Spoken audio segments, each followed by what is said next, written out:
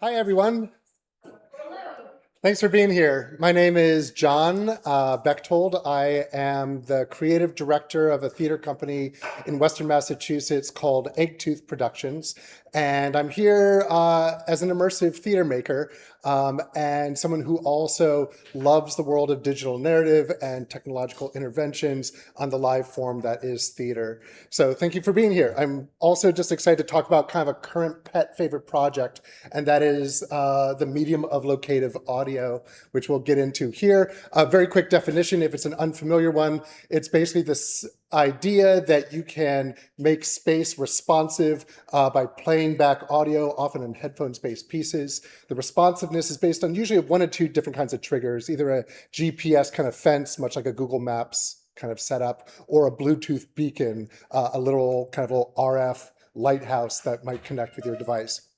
Through those means, a lot of possibilities sit in front of us, and that's what we'll chat about today. I also love being here at NarraScope in particular because as someone who was greatly inflected by many video games as a kid and as someone that loved world building and exploring, I think so much of what I'm going to talk about is going to sound strikingly familiar to like 101 design basics for video game design. It's almost like as immersive theater makers, we're catching up and learning and using this incredible language that's been around for so long. So here we go. Here's where we'll kind of head through the talk. If you want a quick kind of index of where we're going, I'm going to try to play out what it means to have an immersive experience. That the word immersive especially is such a widely used thing that we're going to try to tame that in a little bit.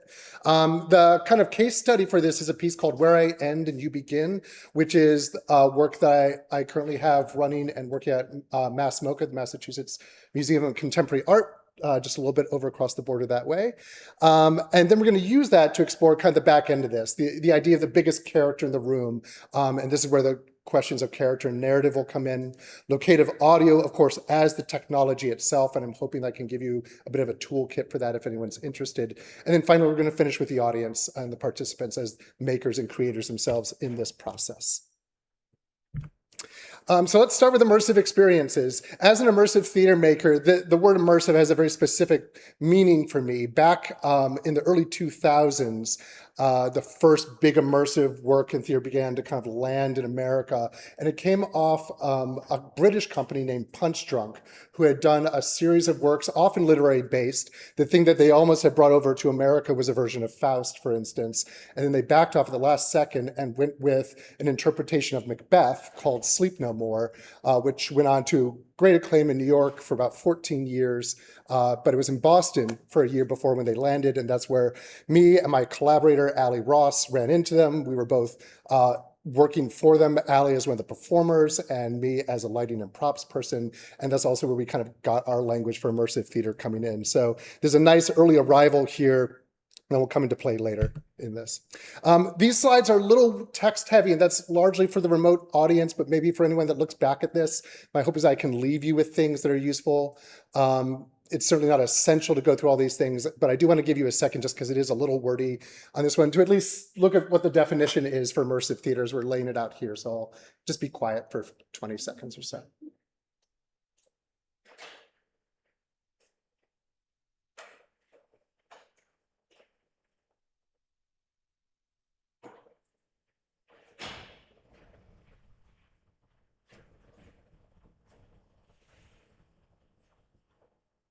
Okay.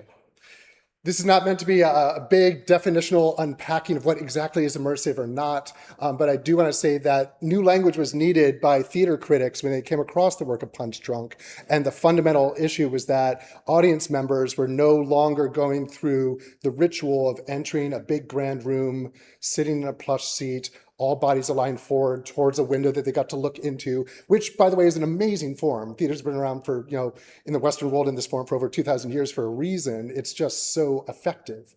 And yet there is a different kind of thing that can happen when you take people out of those seats and drop them into the world itself. And right away, I'm sure you can start to see where the video game world and the design world of immersive theater can come together very quickly. So a few versions of this. Immersive theater takes many shapes and sizes. These are 4 that I feel kind of germane to what we're talking about, but it's certainly just the skimming off the top of the list. And again, you'll hear a lot of video game, I think, design narrative here too, that played out in the real world has a lot of cool ramifications. The first is a sandbox style situation, like Sleep No More. You're turned loose, in that case, into a 5-story building in downtown Manhattan that has been turned into a 1920s hotel, Scottish hotel. Tons and tons of ephemera everywhere, and the story of Macbeth played out not just through the performers, but through the objects and set design throughout. You can go through a desk in the middle of the 4th floor, in a doctor's office in the corner, and find their calendar all filled out. Like, the level of detail is exquisite in all senses, from the scent of the room, from where the witch's lair kind of is, to the woods of Burnham when the pine kind of breaks open, entering this big ballroom. It's just that's what we mean by immersive. Your senses, your experiential world in your body is where the game suddenly is. Back with traditional theater, really it's the shoulders up that seemed to matter. And the body got to stay still so our eyes and ears could attend to this thing. But put out into the world, walking, moving, living amidst it, suddenly your body has a kind of understanding of the work that your head, eyes, and ears can't do alone. And this is where locative audio is going to come in. So this is the intro part for me. I am the creative director of this company that has started as a traditional theater company. We still do stage plays, but we also really have rooted ourselves in immersive work. Because we are in Western Massachusetts, we have wonderful landscapes and indoor-outdoor places that we equally take pride in. So we really try to match our work to the places that we're in and honor the place and location that we're working from. The nature of immersive experiences is a regular laboratory for us to explore new forms, and also the partnerships that we've made, whether it's been with a company like Punch Drunk or with other companies and artists that are interested in the overlap of immersive theater with another adjacent art form, where we really love that, and that's how we grow as a company as well. So a few quick pieces. So here's an example piece. This is a pop-up piece in the Shea Theater, which is a historic theater in the town of Turners Falls. We call it Charlie's Tropical Bar and Chess Palace. The theater had just gotten a full liquor license, and suddenly they could make cocktails and not just serve wine and beer. And somehow that activated us theatrically, because that's such a design-based thing. We got into it, and we realized that the lobby bar area could be this fun, bright place. And then very quickly, the rest of the theater and the story came into this notion of a fictional character named Charlie. And what you had really done by entering the bar, you had stepped into this kind of Being John Malkovich kind of inside their head, where the entire rest of the theater spaces, from green rooms to the stage, were actually embedded memories, a memory palace that you could walk through and encounter. In this case, was a story of his like weird raising as a pretty good chess player, but then also like the weird trappings of it. There was a whole story to kind of unpack, including like a sort of a nightmare scene where he runs into sort of a death character that plays chess. Some of you might get the reference to Seven Seal. It was also wonderfully an automated chessboard, so the character could just stare at the chessboard and the pieces would move. It was a lovely mechanic, but it got to capture this intimate moment, because you'd be the only audience member often witness or in those situations. You were the one sitting across from those characters. Another piece we did at the Emily Dickinson Museum and Home in Amherst, Mass, called Before You Became Improbable. It's a headphones piece. You went 1 or 2 people in at a time in the graveyard where Emily Dickinson is buried.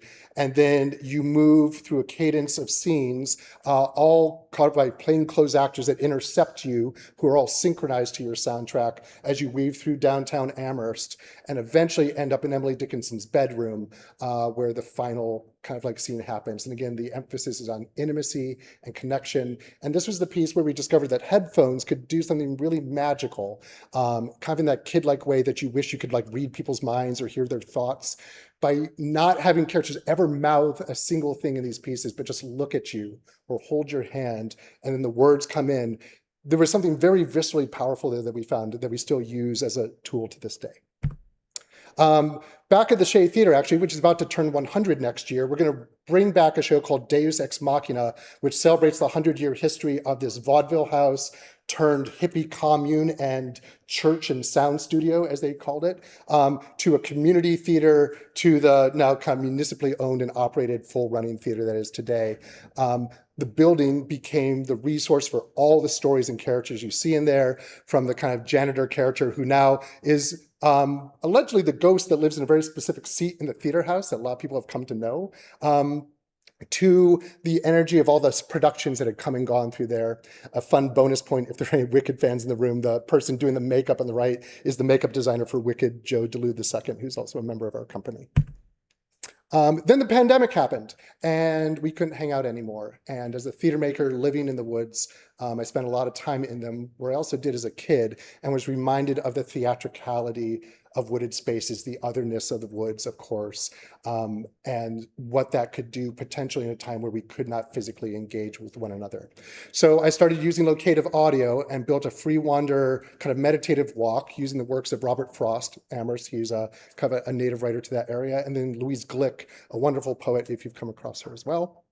And audience members could free wander and encounter a particular tree stump or a little hut or a little wildflower garden. And upon hitting that spot, this poem would come into play. Sitting underneath it the entire time were binaural field recordings of the woods around you, so it was hard to tell what was recorded and what was happening live. So that blurriness really helped us make the worlds more seamless and less like I'm in my box, my headphones, and I'm operating with the world around. We really wanted to kind of move through that together. Which moves us now to the main event, Where I End and You Begin. This is a show that pushed that idea a lot further in the technology. This is, again, my collaborator, Alli Ross, is represented up there. I just want to give a shout out to her because she is an equal and very potent presence in having made this work, which we've been on for about 3 years now. It is a headphones-based, synchronized sound walk at the MASS MoCA galleries and campus for 2 participants at a time. I think the variables worth naming here are really 2 of them. One is you're tightly synchronized in audio. You learn this very early, like you give a thumbs up that you're in sync and both hands go up, and some of the audience members are realizing, oh, this is gonna be fun. We can like do this like synchronized thing together. And so they're led into this world of connection through synchronous work and this very lovely narrative that introduces them to this history of the museum, which is a bunch of factory buildings with a really wonderful kind of backstory to them, this river that encases them. But we're holding something back, of course, that we'll reveal later. The custom app that we had commissioned through a company called Echoes, if anyone's worked in locative audio, they're pretty much the leader in the platform. They're also open, free for the basic stuff, so you can find them at echoes.xyz. I've got a link at the end. And we started using them to make a custom app that both synchronized and could respond to location. So that as you walked around a museum space, we could send someone to an elevator and the show would just stop, however long it took the elevator to arrive. And then once the car opened, the show would continue as you stepped in. And as audience members started to realize that their actions moving through a space activated things, the space in turn came alive for them too, and solved the practical questions of dealing with things like elevators as well. We're still presenting this work. Actually, in fact, a couple weeks from now, Wilco Solid Sound Festival, which is an every other year festival they curate at MASS MoCA, it's up again this year, so we'll be presenting this work next in a couple of weeks. If anyone happens to be at the festival, please come say hi. Here's some of the tech real quick. This is what the app looked like. So these are all screenshots of the app itself that we made. The first way that we built the connection was through a Bluetooth tether. So the phones are talking to one another, and that's how they're entering a kind of synchronized state. And that's why you see leader-follower language. It's not really leader-follower, it's more like A-B kind of setup. Once you're in a series of players off of just small, sound music engines, each for each, audio bit there, very similar again to game design. You just have this audio engine running these things under conditional kind of logic. When they're here, do this. At this time, do that kind of stuff. So the piece begins with a little pinky promise. The 2 people that enter this are almost always acquaintances, although we've done it with strangers. And the acquaintance part actually is really important. This pinky promise they do at the beginning is meant to be kind of cute and sweet and offer a moment of safe physical contact that's just going to remind us that we're in our bodies during this piece. And to see, especially a number of grown adults do a pinky swear is just a really lovely thing. You see the childish come back out and then just at that point of contact. But also establishes that you're going to be linked and together. And this is when this language about the history of the museum begins. You're meant to look at those windows after that and start to look at the bricks in the building, etc. Shortly after that, though, this is where the rug pull begins to happen. This is not the moment, though it looks like it exemplifies it. This gallery splits you into two separate tracks. Though that wall you see behind the participants is the middle of the gallery. You can only get down the gallery through either kind of side runway. So you can send two audience members kind of in parallel down the entire space, but they get disrupted by the artworks, which is this kind of lovely tracking shot. And the language like cinematography came into here very fast for us. And this is also where we came to understand what the show was going to be about, because at the end of this gallery, there's this very important piece of architecture that we'll get to. As you move into the piece, you're pulled apart and pushed together. You find yourselves in unlikely run-ins. This is one of those run-ins. Prior to this, these two people have not seen each other for 10 minutes. They've been in completely different buildings. And then in synchrony, they arrive. One of them's 3 stories above, in the stairwell, one's below. The other thing I love about this is that that stairwell was completely built in. You're actually looking at exteriors of 2 old factory buildings that were that close together.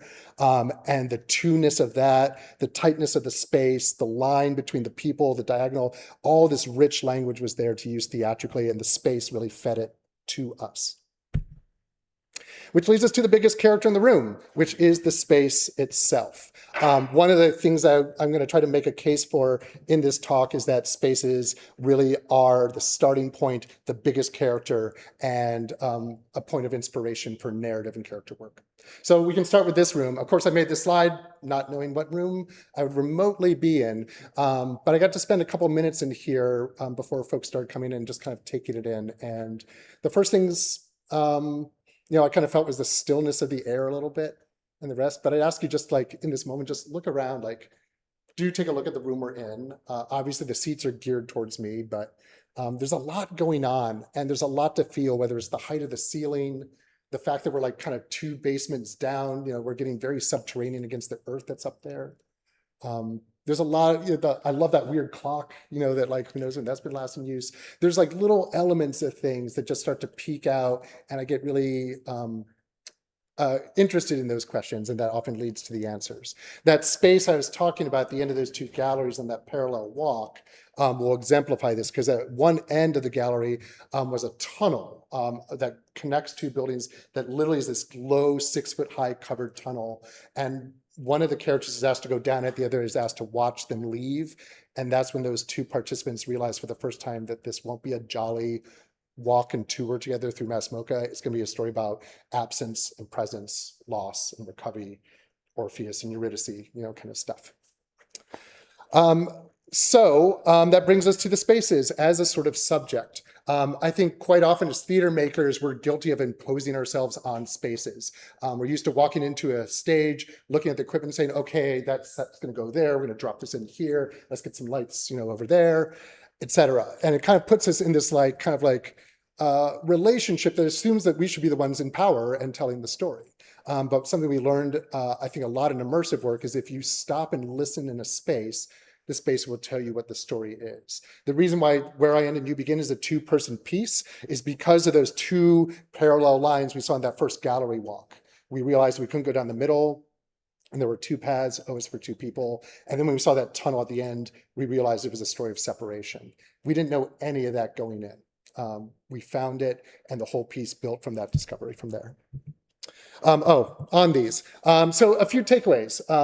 First, that spaces have a particular set of sensory qualities that shape their character. By sensory qualities, I mean appealing to the 5 senses, but also beyond. Like, I am feeling the height of the ceiling. I'm also feeling like the lowest person in the room, quite literally. Like, this would be a very different lecture hall if I was at the top and you came in down here, right? That'd be a different lecture, This is probably much better. And that's the kind of stuff. Your body understands that. We don't need to articulate it. It's just there. Treating space as a character means treating it as a subject instead of an object. That means that sometimes you have to listen and not speak. You can't always impose on a space. If it's me versus this lecture hall, the lecture hall will win every time. But if we can enter a conversation, then that's kind of fun. So I'll give you an example of that. This is an exercise I often do with my company when we're moving and checking out a space. We'll look around the space and ask the question, is this space loved or unloved? We can look in the space right now and ask that question right now. Is this space loved or unloved? And you can kind of get an answer to that. The next question I like to ask is, where's the secret? Like somewhere, where's the secret in here?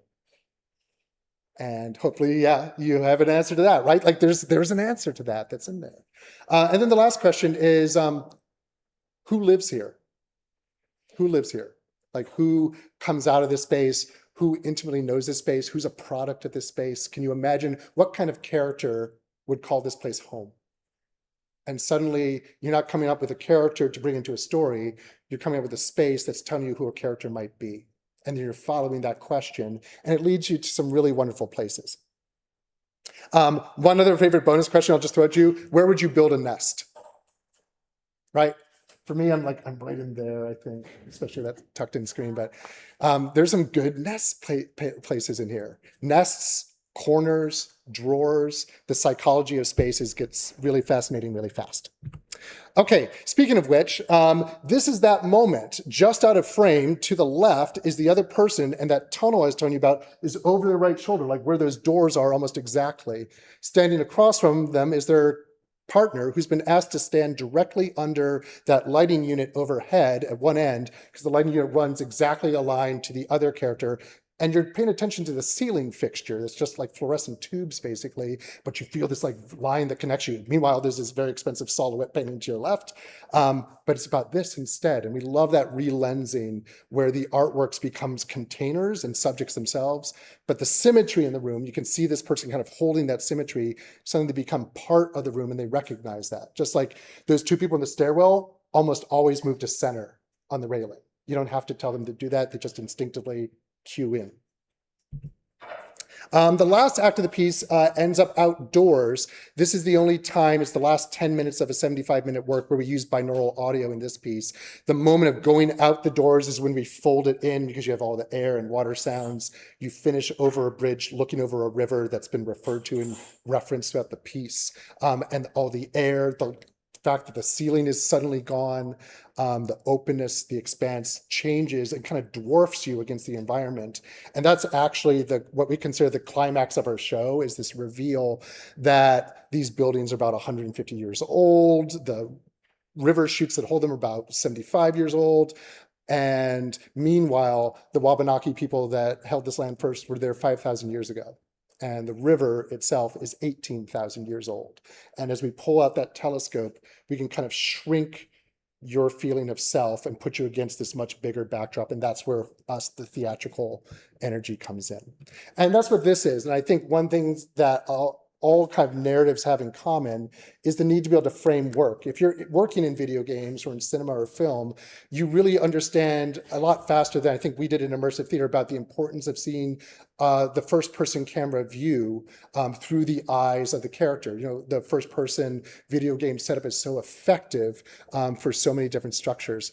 For us in immersive theater, usually the stage proscenium did that framing for us, and maybe lighting would help you know where to look. But in the great outdoors and the headphones piece, you've got to find your frame. And so we appealed to multiple frames. The smallest one is what we call a somatic frame. And this is another place where I'd really credit my collaborator, Alli, on this, who's a Berkeley professor in Boston who is an expert in movement practitioner work and also live performance, and really understands somatics, those inner sensations like the butterfly in the gut, the literal feeling in your gut and what that's doing and where it lives. You can actually draw attention to that through audio, which is such an intimate thing on the ears, to just like, if I asked you for a second, just feel your feet, just anchor your feet on the floor where you're seated right now. What does it mean to anchor your feet? And there's an external thing that you kind of feel, but there's also a change, hopefully, that you feel just by that action, the groundedness of the thing. That's a kind of somatic action. We use anchor your feet as a very deliberate line several times in the work as a cue to enter back into body. And it always seems to work. Discrete spaces. This is where we can appeal out to the nearby people or objects or things. Because it's a gallery work, this one doesn't have actors embedded in it, although that could be included here too. We also appeal to the building architecture. They get to know the sprinkler pipes really well as this invisible map of all the buildings because they're starting to notice the architecture and all the old wooden beams that hold these factories together. Then we can winnow out further to the campus and land. When they look out a window, for instance, they can see these long concrete flood chutes of these two branching rivers that converge right at the end of the museum. And that's why the Hoosick River became the biggest final piece, because weirdly, it wasn't until after we realized there's a two-person piece that we had these two meeting branches of the river that conjoined, and we're like, we don't have to make up our dramaturgy at all. The landscape just did it for us. It was amazing, and it felt providential and silly. And the Hoosick River also became that frame of time as we pull people back and say, look how small you are, 18,000 years to a river. The river's going to blink and we'll be dead. Like won't even notice that we're here kind of idea. And that power to pull to big frames or inner frames through an intimate medium of headphones audio is where the magic comes. And I can't emphasize enough how beautiful it is to have a voice in the ear. And I mean this in the best way, how open most people are to just the suggestion on the ear because of that intimacy. Most people are very willing to surrender in and just say, take me where we're going to go. Not always, but most of the time. So what if you took that notion and doubled it then? You have another person having that exact same qualitative experience 10 feet from you sometimes, but you can't talk to each other, but you're sharing eye contact, and maybe you've known each other for 20 years. What does that do? What's the difference between a parent and a child having that dialogue versus a couple of lovers that are about to get married? This kind of sets up the dialogue between people, but space becomes the biggest character that holds them in. And suddenly you're in this three-way dialogue of living human to big space in this conversation. Which brings us into the tech itself.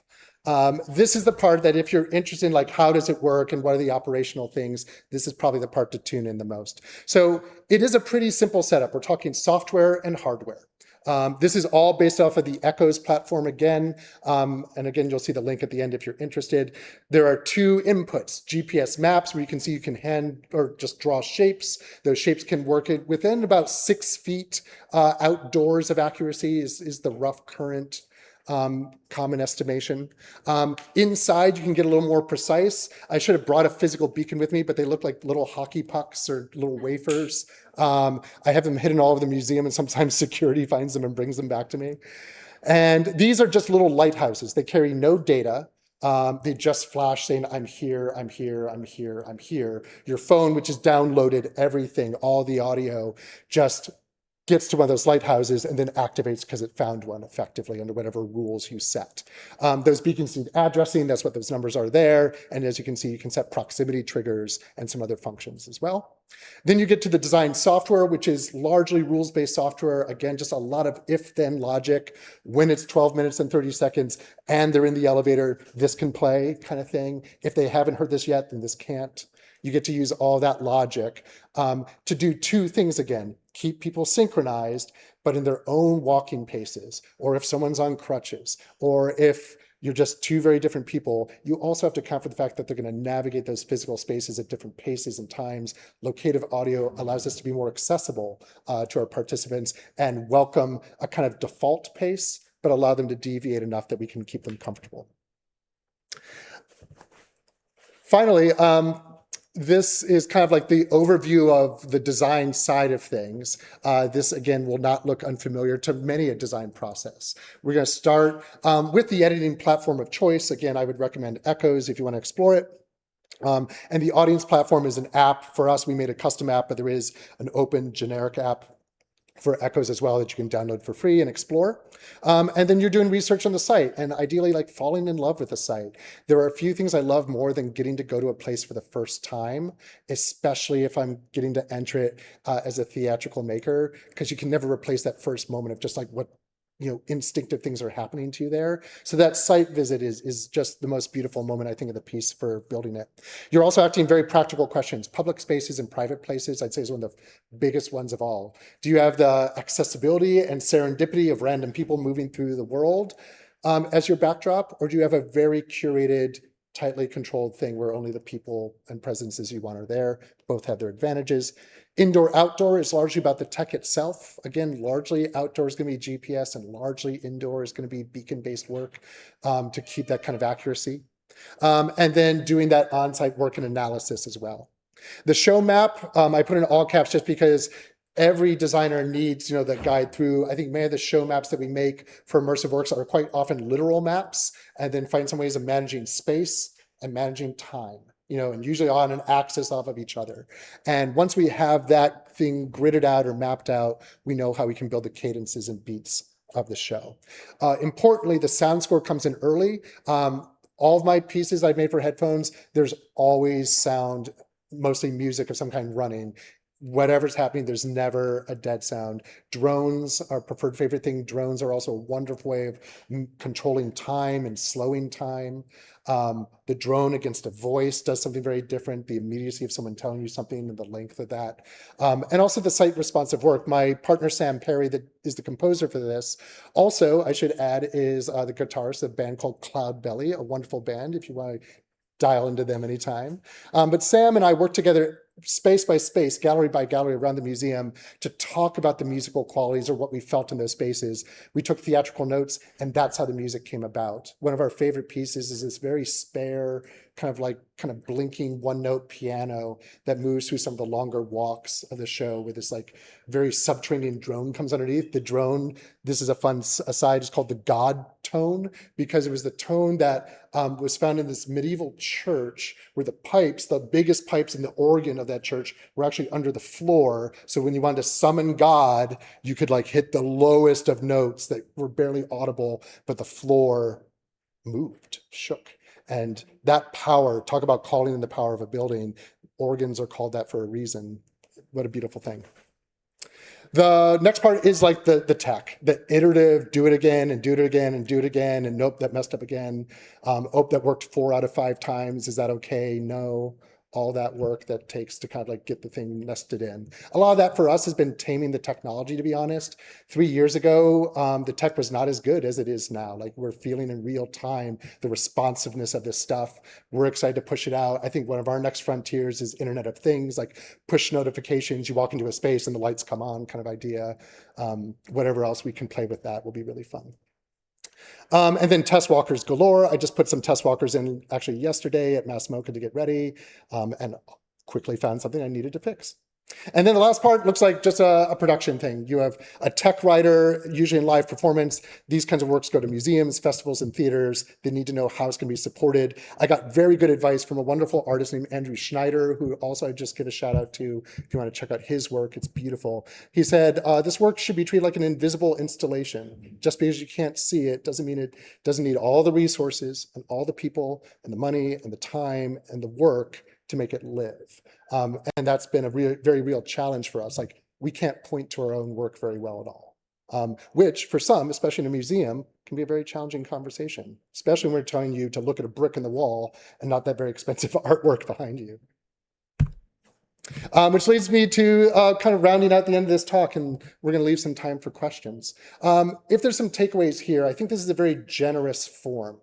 And no matter whether you're working with a screen in a video game or you're out in the world doing a locative audio walk, you are in your body and your body is understanding what's happening in your story experience. And we've learned to really trust that. There literally is something about walking through a space for over an hour, stopping here and there to rest, that changes you.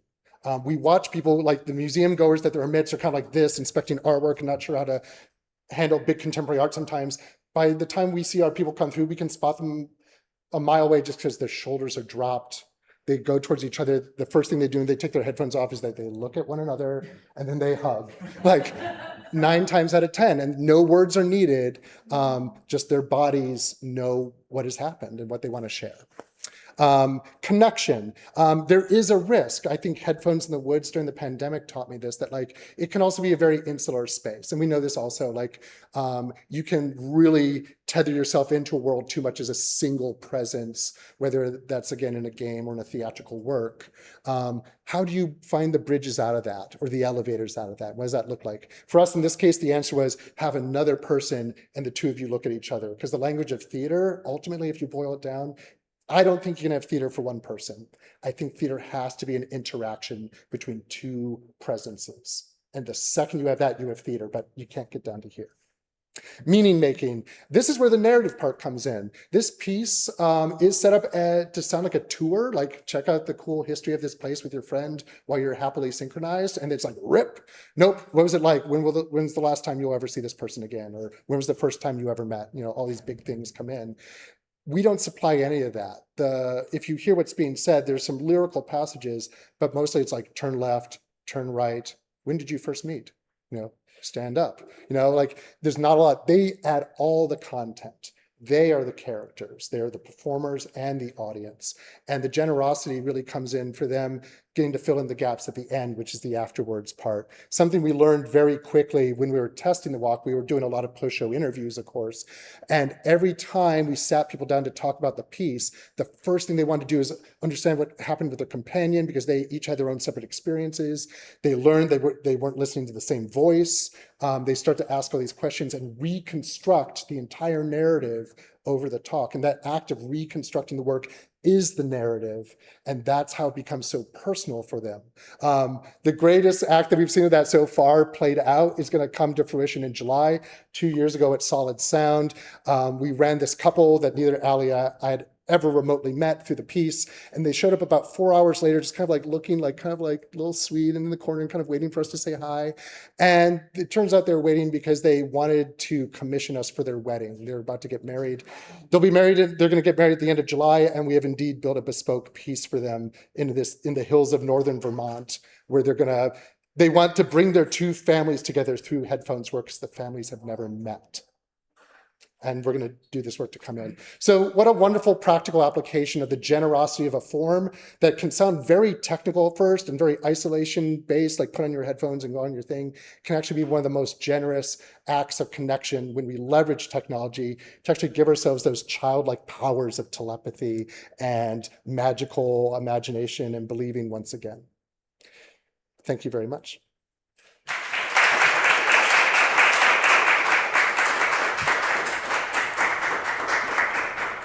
I'll leave these up, and it looks like we have about 10 minutes if we're staying on time for questions, and I would welcome them all. Starting back here. Can you hear me okay? Yes, thank you for asking. I'm really interested in talking about some when it's test walk. What's that process like? I mean, I guess they have some form of informed consent when they go in, they're testing something. Yeah, thank you. I mean, we started with low-hanging fruit. Our own company members walked it. My composer, Sam, and his partner walked it. So we started with known people, and then we started moving towards unknowns, like museum goers. We pitched it as a work in progress. We gave all the caveats about it. And that's when the interviews really started to take off, because people that had no need to like say something polite to us, could really open up about their experience. And we learned so much from all that. That was about a year of that feedback that really generated where we are with the work now. Thank you. Yeah, hi. Really fascinated by your use or the discussion around treating space as a subject instead of an object. And one of the big things, I immediately thought of like social theory research, feminist and CS research that talks about non-human actors and the importances of them, the influence of them. I'm of course thinking of, when something falls off from the ceiling, things that go unexpected within spaces, but could you speak to how the space itself may or may not have different measures of needs? Yeah, I love that question. Thank you for giving us space agency, because they do. I think the way that we encapsulate it dramaturgically with our performers and when we're devising work, we ask the question, what does the space want from you? And there's some ways that you can kind of like trip into that, like where would you build a nest is kind of a version of that. But there's a kind of listening that works in a space that is, of course, body-based listening. It's the kind of idea of if everyone goes still and quiet in a space, and then you just ask one question like, where do you feel pulled right now? And what part of your body's being pulled? Part of my like solar plexus right now wants me to go like up those stairs. And I don't know why, but that's a thing that I can chase now as a performer. So we take in the room, we find an impulse. It's physical. It's not woo, woo, woo. It's like literally I feel this thing here. And I don't know why. And we chase it and we see where it goes. Yeah. Yeah. I love all your discussions of space, and you talk a lot about listening to spaces like the creative works. I'm curious, Have you ever staged a work in different spaces? And then how do you sort of react to that? How do you think we develop experience? That is the current work, actually. Where I End and You Begin is pretty much inked in. We're not doing a lot to it now, but I'm making a piece that is designed to travel. I had done a commission in Marfa, Texas. It was a small, tight, weird, wonderful town in Western Texas that had this main street and series of side streets. So it's like that grid that we all know, whether it's a town or a city, precinct, played out there. And I realized that, like with a site visit, you could create a template for a piece that then you could revisit and bring in locality back. So the piece is called Your Town. I'm also like re-obsessed with Thornton Wilder's Our Town again. And that like detailed up to the cosmos kind of idea. The details are bringing in the minutia of like, look at this fountain that you walk by every day and notice that the brick that's missing over there in the corner. We can give that kind of detail and locative audio when we build this piece and bring it to like California or Texas or something. But then we can start to appeal these bigger universal things. So we honor the place that we're taking the work to, is the idea. And then the piece will form fit through to the quirks of that location. So it depends on us making a site visit, but we have a template that is very amenable to the site, is the idea. And that'll be out hopefully in about a year. Hi. You touched a bit on this with the outside visual editing, but how much or do you even do any work in terms of like spatialization of the sound? Because you're in these spaces have their own linguistic cadence. Yes. Because we're wearing headphones, you don't obviously get that. So wondering if you do anything with the audio, like processing, to make it feel more belongs to that space or try from that. Yeah, that's a great question. We do a few things. First of all, there's almost always like, we kind of think low, middle, high in our sound design quite often. So there might be like a low drone. The middle is the voice tone, someone telling you something, and then there's a little wind or something overhead. That would be one of those constructions. We take all that stuff and we kind of glue it in with some compression and get it all of a kind. But we also, in those lower parts, we often are, I said we were using binaural sound in the third act to kind of underlay. Indoors, we did collect room tones. And so we have that. And the other beautiful part is the diegetics of the space. Like if you're like squaring up with your partner and having this very like deep moment on your headphones to each other, and then a little kid runs through and the stroller or the parents chasing them, like it's so beautiful. Like you just count on those accidents of sound and space to also be an important factor. So you do surrender some control to some of the sound, but that other control of time and drones and speech, we keep airtight. So one of the really different things that you describe is the concept of exploring a space that already exists, but you're also crafting experiences for, say, for the wedding, right? A lot of times in game design, right, we do a lot of environmental storytelling, and we make curated spaces to tell our stories in. So what sort of takeaways can you look for in real spaces or in existing spaces that you utilize as not accidental storytelling, but ways to connect people within purposeful environmental storytelling or purposeful, I guess, stage, production? Yeah, I think one of the things I found working with immersive work, going to stage work, is that it's really good for the actors I work with. They're better performers because they are so dialed into their surroundings and their bodies are way more responsive to what's happening. That's one thing I would say. I also make a tie to video games here because one of my favorite video games is Gone Home, which I'm sure many of you know how that house is such a character. Oh my goodness. And learning what that had to teach us, like that's how we back learned some of our, I think, design principles, was playing Gone Home, understanding that like walking around with the Christmas duck was actually really fun, like, and apropos of nothing else, but it's just great to have it as a safety, or like the dark corner over there that just has a box in it, but that's cool. That language really taught us a lot, that if you're generous with the character, and if also just very simply, music, anything that slows pace like drones and dimmed lights, anything that slows the body, puts the body into an awake, like, oh, I have to pay attention mode. And then all of a sudden, all the emotional responses you're having are because your body's alert because it has to pay more attention than usual. So I'd say a big takeaway is if you can really give the body a reason to like wake up and realize it has to like attend, then any emotional cue you make, the body's ready to spend that like tenfold. I need to appeal for time. How much time do we have? For One or two more? Great. So I saw like a 1, 2 up there. Yeah. 1, then 2. Thank you very much. How do you think about the like language of choosing parents or trying to cue people to know someone very specific, especially in terms of like not trying to like make them feel like they're being forced? Yes, that's huge. There's 2 versions of that. There's the orientation version, which we learned is you have to orient and then move them. You can't be like, go off in the up the hallway. You have to say, turn to your left. The river should be on your right. Walk forward. Like you have to kind of do that.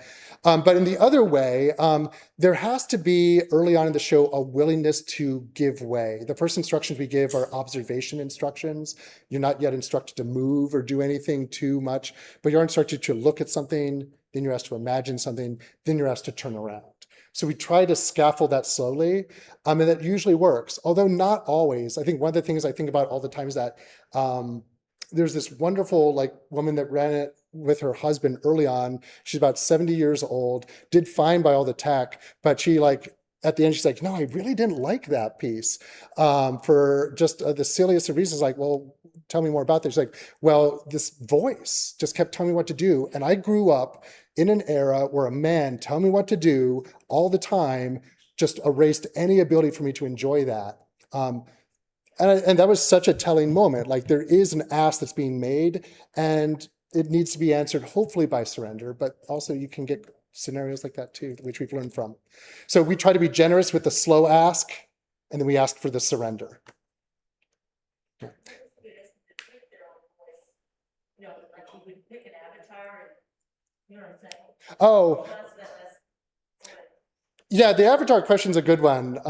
In this case, we don't move towards that, but there is another piece where we have actually. So this is I got, yeah, the last one here.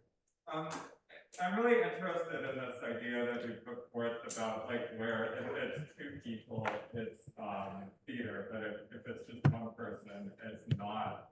And I'm curious about like it almost seems like you're flipping the dynamic of, you know, sometimes when directors direct actors, they put an earpiece in their ear and they almost do that kind of immersive theater. Like what ideas are you bringing from more traditional theater into an immersive experience? I think a lot of our dramaturgy is from there, like the dramaturgy of the reveal, for instance, of peekaboo, of coming out of nowhere and showing up, of appearing and disappearing. That happens with stage lights and curtains and stuff all the time, for instance. I think also the question of proximity of 2 bodies near each other just heightens a moment, whether that's on stage and 2 characters approach, or if it's the 2 of you on headphones and you turn and find one another are right there. So there is a lot of language that I think pulls right out of the direct theater world, but the fundamental one is, I think, watcher and watched, performer and performing, you know, audience and witness kind of stuff against the performer. Thank you again, everyone.